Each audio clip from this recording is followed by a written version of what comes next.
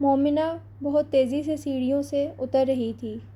جب اس کا پاؤں پھسلا وہ لڑکھنے لگی۔ تبھی دو مضبوط ہاتھوں نے اسے تھام لیا تھا۔ وہ تو ڈر کے مارے اپنی آنکھیں بند کر چکی تھی۔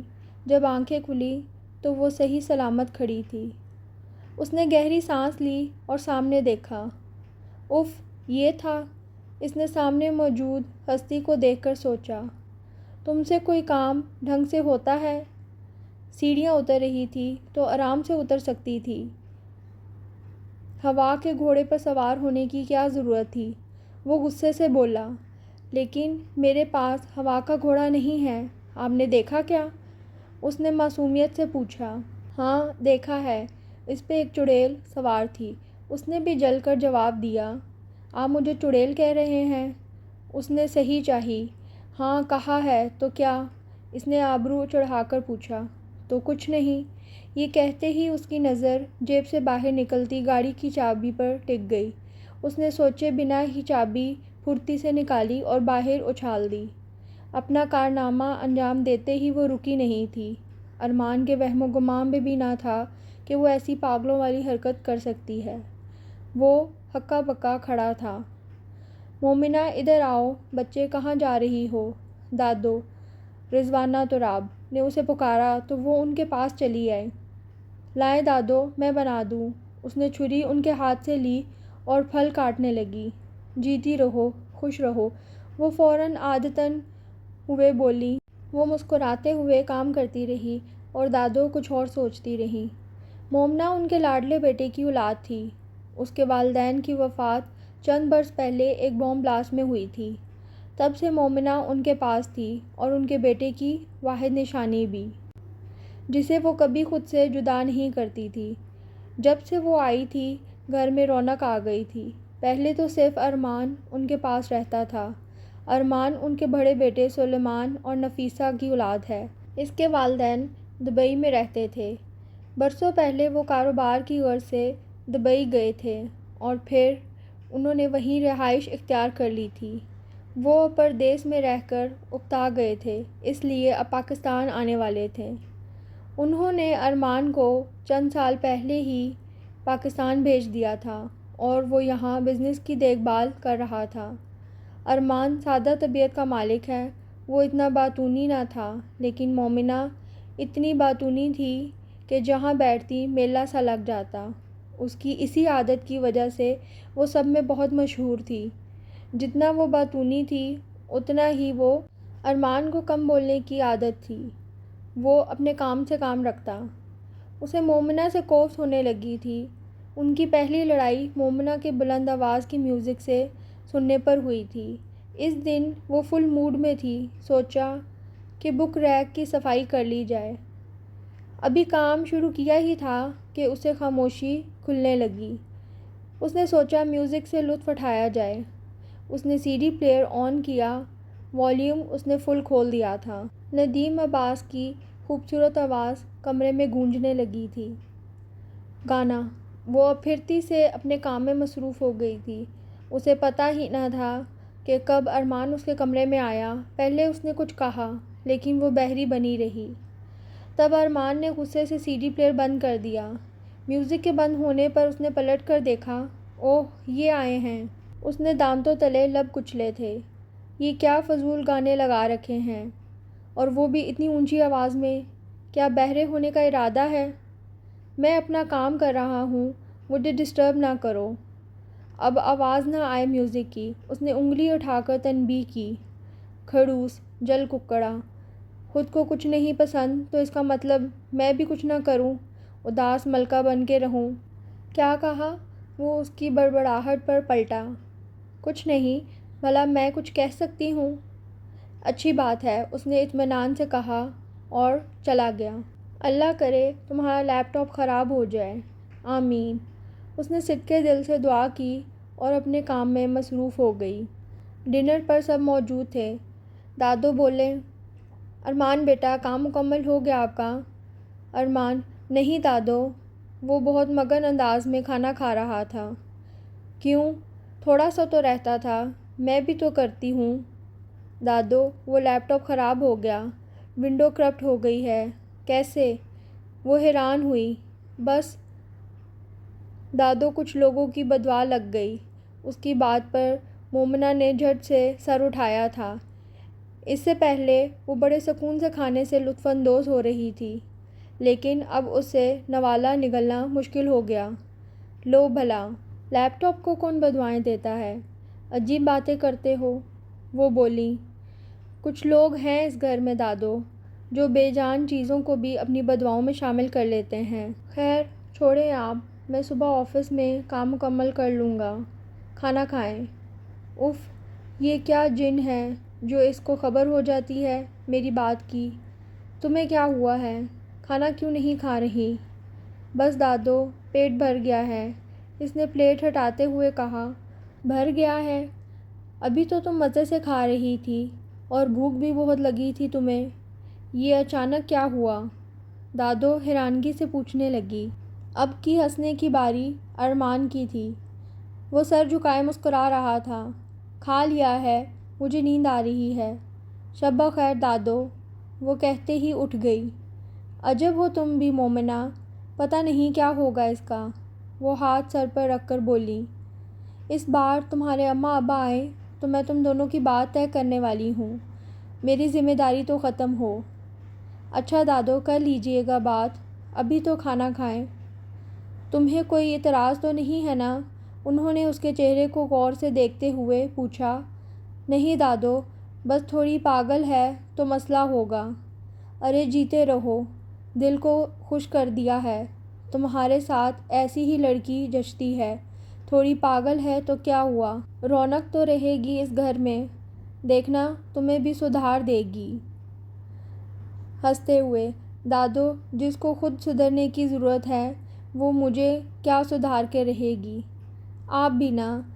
اچھا بس بس میری جان ہے وہ، اور وہ ان کی بات پہ ہنسنے لگا تھا۔ مومنہ دادو کے ساتھ لان میں بیٹھی تھی، ہلکی ہلکی دھوپ سینکتے ہوئے مزہ آ رہا تھا۔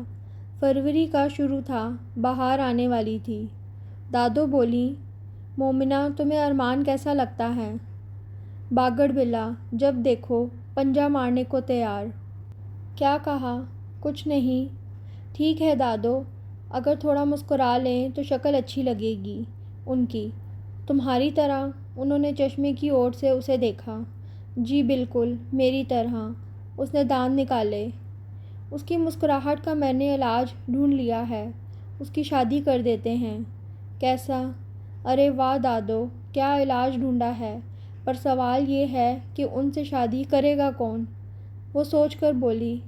دادو بہت مشکل ہے ان کے مزاج کی ملنا، کوئی فائدہ نہیں، اس نے مایوس ہوتے ہوئے کہا۔ تم ہو نا، میں کیوں ڈھونڈوں اور کوئی، تم سے کروں گی اس کی شادی، تم میری نظروں کے سامنے بھی رہو گی اور دل کے پاس بھی، مجھے اطمینان رہے گا کہ میں نے اپنے بیٹے کی نشانی کو محفوظ ہاتھوں میں سونپا ہے، اپنے بیٹے کی سونا۔ وہ ابھی تک منہ کھولے بیٹھی تھی، پتہ نہیں یہ دادو کی محبت تھی یا اس کے صبر کا امتحان۔ بھلا وہ کیسے؟ دادو میں کیسے؟ آپ کچھ تو سوچیں دادو، اس نے ان کے ہاتھ تھام کر کہا۔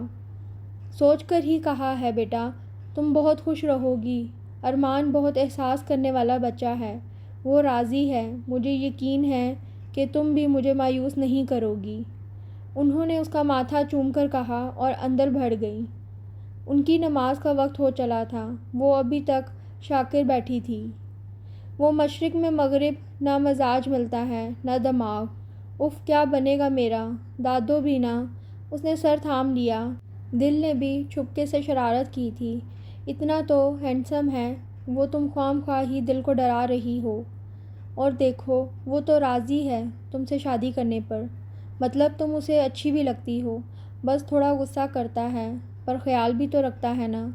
دل نے تو بغاوت کر دی تھی، دماغ بولا ہر وقت غصہ کرے گا تو خیال کب رکھے گا، ہینڈسم ہے تو کیا، مزاج تو گرم ہے نا۔ دل و دماغ میں جنگ چھڑ گئی تھی، وہ دماغ کا ساتھ دینے کو تیار ہو گئی تھی، پر وہ جانتی نہیں تھی کہ ان معاملوں میں ہمیشہ دل کی ہی فتح ہوتی ہے، دماغ کی نہیں۔ میری گاڑی کا ٹائر تم نے پنچر کیا ہے، تمہارے ایڈونچرز کب ختم ہوں گے؟ وہ اس کے سر پہ کھڑا چیخ رہا تھا، اس نے کانوں میں انگلیاں ٹھونس لی تھیں۔ جب وہ بول چکا تو اطمینان سے اٹھی اور بولی، آپ سے کس نے کہا یہ عظیم کارنامہ میں نے انجام دیا ہے؟ میرے پاس ثبوت ہے، کسی کو کہنے کی ضرورت نہیں۔ وہ لب بھینچ کر بولا، کیا ثبوت ہے؟ دکھائیں ذرا۔ ادھر سکون قابل دید تھا۔ ثبوت دیکھنا ہے؟ جی۔ اس نے ایک ادا سے آگے جھولتی لٹ کو پیچھے دھکیلا۔ آؤ۔ اس نے اسے بازو سے تھاما اور کمرے میں لے کر تھوڑی دیر بعد جو ویڈیو چل رہی تھی اس کو دیکھ کر اس کی حالت خراب ہونے والی تھی۔ اپنا کارنامہ انجام دیتے ہوئے وہ بھول گئی تھی کہ کار پورچ میں کیمرہ لگا تھا۔ سامنے وہ موجود تھی۔ اف، کتنی بڑی گدی ہوں میں۔ اب مل گیا ثبوت؟ اس نے طنزیہ پوچھا۔ وہ چپ تھی۔ جواب دیتی بھی تو کیا، چوری تو پکڑی گئی تھی۔ ویسے تم مان لو تم بہت بیوقوف ہو۔ بندہ آس پاس نظر ہی دوڑا لے تو اس سے ایسی حماقت سرزد نہیں ہوگی۔ ارمان نے اس کی حالت دیکھی تو اپنی ہنسی نہ روک پایا۔ رنگے ہاتھوں پکڑا ہے میں نے تمہیں۔ اب بتاؤ اس کارنامے کی وجہ۔ کیا قصور ہو گیا ہے مجھ سے اب؟ وہ اب بھی چپ تھی۔ بولو مومنہ، جواب دو۔ مجھے غصہ آ گیا تھا۔ ہاں وہی تو پوچھا، کیوں؟ مہرین سے ملنے جا رہے تھے نا آپ، اس لیے کیا۔ مل گیا جواب۔ اب میں جاؤں؟ نہیں، میں مہرین سے ملنے جا رہا تھا۔ یہ کس نے کہا تم سے؟ میں نے خود سنا، آپ فون پہ کہہ رہے تھے۔ اچھا، اب تم چھپ چھپ کر میری باتیں بھی سنتی ہو، جاسوسی کرتی ہو میری۔ نام تو تمہارا مومنہ ہے، پر سچ ہے کہ مومنوں والی کوئی خوبی نہیں تم میں۔ نہ نہیں، وہ تو میں وہاں سے گزر رہی تھی تو سن لیا۔ اس نے گول مول سا جواب دیا۔ مومنہ، یہ فضول ایکسکیوز نہ بناؤ، بچہ نہیں ہوں میں۔ تم جل رہی تھی کہ میں اس سے ملنے جا رہا ہوں۔ میں کیوں جلوں؟ مجھے کوئی پرواہ نہیں۔ میں جا رہی ہوں، جب دیکھو میری چیزوں کے پیچھے پڑی ہوتی ہو۔ تبھی وہ اس کی بات کاٹ کر بولی، ایک منٹ، کب آپ کی چیزوں کے پیچھے پڑی ہوتی ہوں میں؟ جو دل میں آ رہا ہے بولے جا رہے ہیں۔ یہ بھی نہیں دیکھتے کہ سامنے کون ہے؟ سنبھال کر رکھیں اپنی چیزیں، بھاڑ میں جائیں سب، اس نے کہا اور پاؤں پٹکتی وہاں سے چلی آئی۔ پاگل لڑکی، سب سنبھل جائے گا، پر اس دل کا کیا جو تمہاری طلب کرنے لگا ہے؟ اس نے اس کی پشت کو گھورتے ہوئے سوچا۔ یہ سچ تھا کہ وہ مہرین سے ملنے جا رہا تھا، لیکن وجہ تو کچھ اور تھی۔ وہ اس کی دوست تھی اور وہ آج اس کے فیانسی سے ملنے جا رہا تھا۔ آدھی ادھوری بات کا نہ جانے کیا مطلب نکال کر اس نے یہ حرکت کی تھی۔ وہ جان گیا تھا کہ وہ جیلس ہو رہی تھی۔ اچھا، ہونے دو جیلس، میں بھی کچھ نہیں بتاؤں گا اسے۔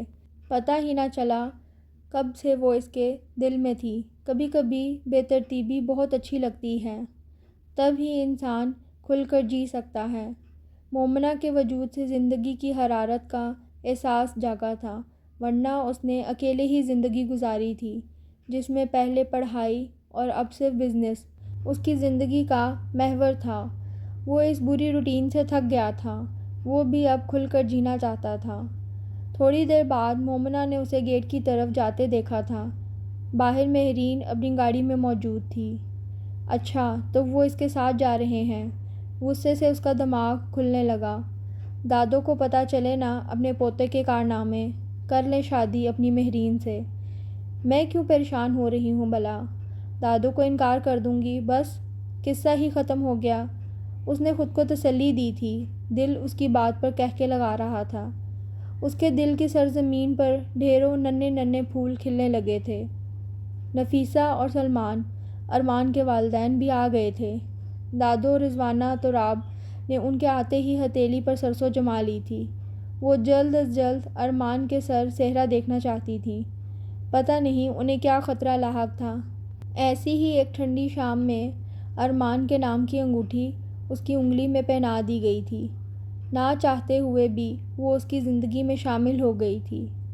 شادی کی تاریخ بھی نزدیک ہی رکھی گئی تھی۔ گھر میں شادی والی گہما گہمی بھی شروع ہو گئی تھی۔ آئے دن بازار کے چکر لگتے تھے۔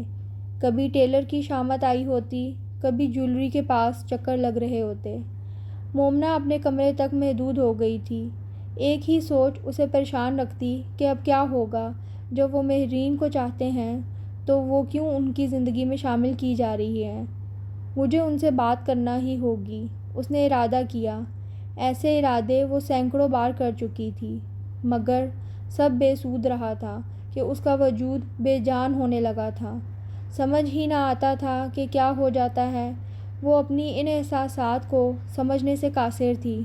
شاید وہ جان بوجھ کر ان سے نظریں چرا رہی تھی۔ ہاں، ایسا ہی تھا، ورنہ ایسا کون ہے جو محبت کی تپش کو نہ سمجھ سکا ہو۔ اس دن گھر میں دادو اور مومنہ گھر پہ تھیں۔ نفیسہ اور سلمان صاحب فرنیچر دیکھنے گئے ہوئے تھے۔ ساری تیاری انہیں ہی کرنی تھی کہ دونوں طرف سے وہی سربراہ تھے۔ دادو نے اسے بلایا تھا کہ انہیں چائے بنا دے۔ وہ کچن میں چائے بنانے چلی گئی۔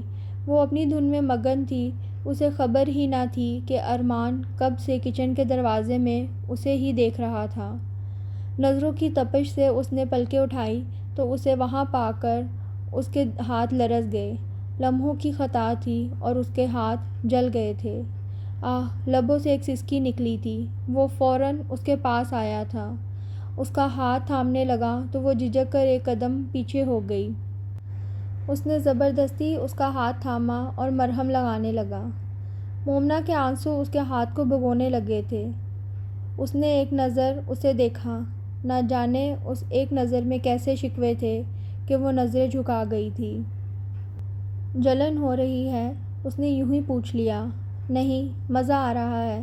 اسے اپنے جلدی میں بولے گئے جملے کا احساس بولنے کے بعد ہوا تھا کہ ارمان کے چہرے پہ مسکراہٹ آ گئی تھی۔ اف مومنہ، کبھی تو سوچ لیا کر، کیا بول رہی ہے؟ اس کا ہاتھ اس کے ہاتھوں میں دیا تھا اور اس نے کیا کہہ دیا تھا۔ اب اسے خفت ہو رہی تھی۔ ٹھیک ہو جائے گا، پریشان نہیں ہونا، اب بھی جلن ہو رہی ہے؟ اس نے سادہ سے لہجے میں پوچھا۔ ٹھیک ہے، اب ہاتھ چھوڑ دے میرا۔ بالآخر اسے کہنا پڑا تھا کہ اس کا ہاتھ چھوڑنے کا ارادہ نظر نہیں آتا تھا۔ آپ کی مہرین کا کیا ہوگا؟ اس نے جھٹ پوچھا تھا۔ اس کا وہی ہونا ہے جو پہلے ہونا تھا۔ اس کی شادی ہونے والی ہے۔ کس کے ساتھ؟ اس نے آنکھیں پھیلا کر پوچھا۔ ایک بار ہاتھ تھام لیا ہے تو اب تھوڑی چھوڑوں گا۔ زین ہے اس کے فیانسی کا نام، اسی کے ساتھ۔ ہم جائیں گے اس کی شادی میں، کیونکہ اس کی شادی ہماری شادی کے بعد ہے۔ لو، میں خواہ ہی برا سوچتی رہی، آپ کو مجھے بتا دینا چاہیے تھا۔ اس نے شکوہ کیا۔ تم سنتی ہو کسی کی؟ اپنے من کی سنتی ہو۔ تم نے یہ کیوں نہیں سوچا کہ میں نے خود حامی بھری ہے اس رشتے کے لیے؟